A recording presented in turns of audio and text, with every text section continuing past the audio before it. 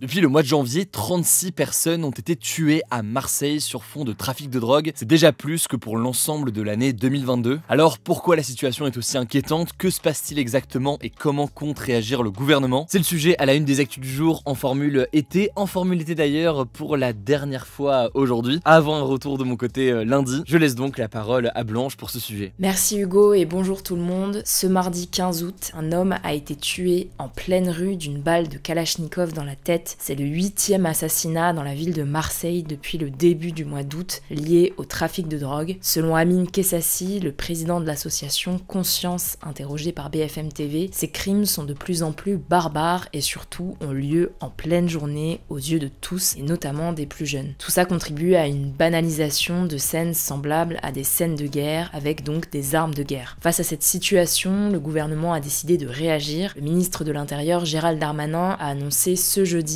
le déploiement de la CRS 8, une unité d'élite de la police spécialisée dans la lutte contre les violences urbaines. Elle a été créée en 2021 par le ministère de l'Intérieur et elle est composée de 200 agents spécialement formés pour faire face à des troubles de l'ordre public. Selon Frédéric Camilleri, la préfète de police des Bouches-du-Rhône, leur mission principale est de se rendre dans les cités des quartiers nord, notamment pour rechercher des drogues ou des armes qui peuvent être cachées. Au total, la CRS 8 devrait rester une semaine dans la ville. Mais alors, qu'est-ce qui est à l'origine de tous ces meurtres? Tout part en fait d'une guerre des territoires dans une cité des quartiers nord de Marseille qui s'appelle la Paternelle. Dans ce quartier, il y a un point de deal très rentable mais qui est disputé par deux clans. D'un côté la mafia DZ et de l'autre Yoda. Alors au départ, cette guerre ne concernait que cette cité, la Paternelle, mais elle concernerait aujourd'hui une vingtaine d'autres gros points de vente de drogue à Marseille. Selon le média Le Monde, les deux clans seraient responsables de 80% des assassinats commis depuis le début de l'année dans la ville. Et selon la préfète des Bouches-du-Rhône, ces meurtres vont au-delà de l'appropriation du territoire. En fait, on tue pour faire peur, pas pour éliminer la concurrence ou récupérer un point de deal par exemple. Surtout que ces meurtres sont souvent mis en scène sur les réseaux sociaux comme Snapchat ou Telegram. Mais le problème auquel se heurte la police, c'est que les têtes de réseau, donc ceux qui donnent les ordres en gros, ne sont souvent pas à Marseille mais à l'étranger. Surtout que certains font appel à des tueurs à gages, donc des personnes qui sont payées plusieurs milliers d'euros pour tuer d'autres personnes, des tueurs souvent très jeunes, parfois même mineurs. Et les chiffres le confirment. D'après une analyse du parquet de Marseille, 3 des 18 personnes mises en examen depuis le début de l'année pour assassinat ou tentative d'assassinat en bande organisée sont mineurs. Et en 2022, un quart des auteurs mis en cause dans des meurtres liés au trafic de drogue avaient moins de 21 ans. Alors étrangement, même si les meurtres augmentent, l'année 2023 se profile comme étant la meilleure pour la police. Au total, depuis janvier, 5 commandos de tueurs présumés ont été démantelés, 1144 trafiquants ont été interpellés et 740 armes, dont 62 fusils d'assaut et 12 millions d'euros ont été saisis. Ceci dit, ces opérations certes massives ne sont pas suffisantes pour mettre un terme à cette guerre et à ces meurtres. Reste à savoir ce que le gouvernement prévoit, on suivra ça. Alors exceptionnellement aujourd'hui, c'est moi qui vous présente le reste des actualités. On continue donc avec les actualités en bref. Première actu, un convoi de l'eau s'était lancé ce vendredi depuis Lezay, un petit village des Deux-Sèvres à côté de Sainte-Soline. Sainte-Soline, c'est le village où de violents affrontements entre des militants écologistes et les forces de l'ordre avaient eu lieu en mars. Alors là, c'est une nouvelle mobilisation contre le projet controversé des méga-bassines, ces énormes réservoirs d'eau artificielle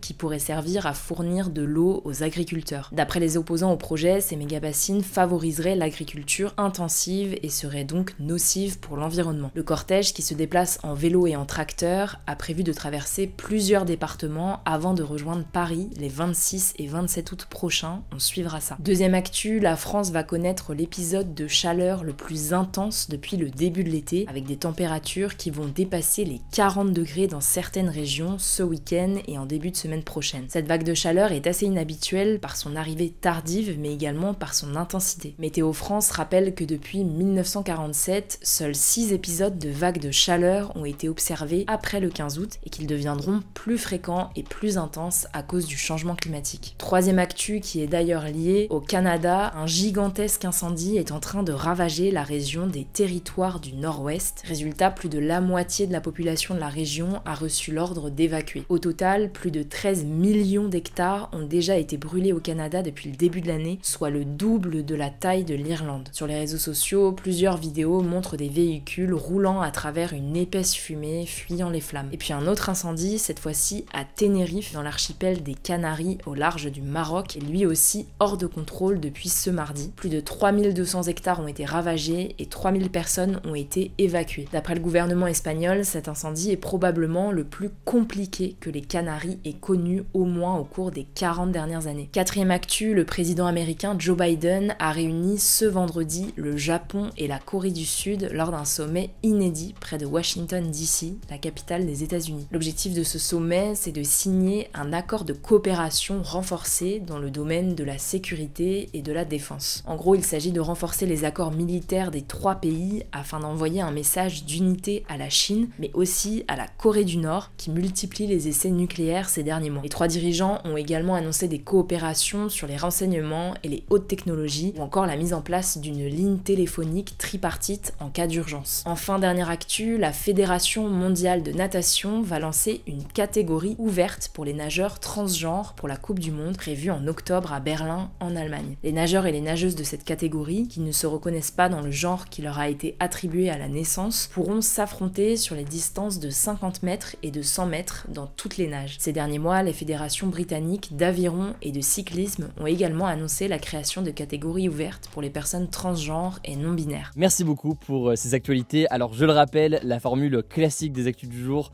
revient fin août. Je reviens aussi de mon côté fin août. En attendant, au-delà de ce format en version été, pour suivre l'actualité au quotidien, rendez-vous sur notre newsletter qu'on a lancé il y a quelques jours pour recevoir chaque jour par email l'essentiel de l'actualité. Le lien est directement en description. On est aussi très présent sur Instagram. Le nom du compte c'est Hugo Décrypte si je ne vous êtes pas encore abonné. Prenez soin de vous, prenez soin de nos proches et puis on se dit du coup à demain.